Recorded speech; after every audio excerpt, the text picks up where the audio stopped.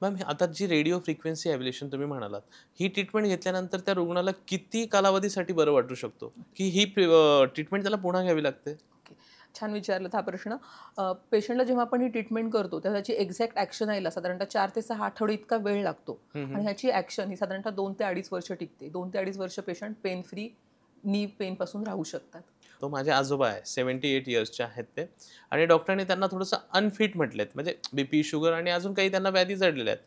तर अशा केसमध्ये मी ही ट्रीटमेंट त्यांना देऊ शकतो का? हो, अगदीच. आपण त्यांना रेडिओ फ्रिक्वेन्सी ॲब्लेशन ही ट्रीटमेंट पद्धती नक्कीच करू शकतो.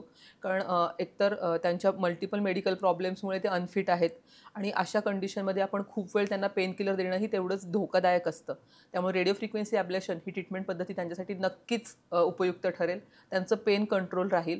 कारण जर तुम्ही ऑपरेशन करू शकत नाही आहात, तर किती दिवस वेदना सहन करायच्या? त्यासाठी रेडिओ फ्रिक्वेन्सी ॲब्लेशन नक्कीच मदत करू शकतं.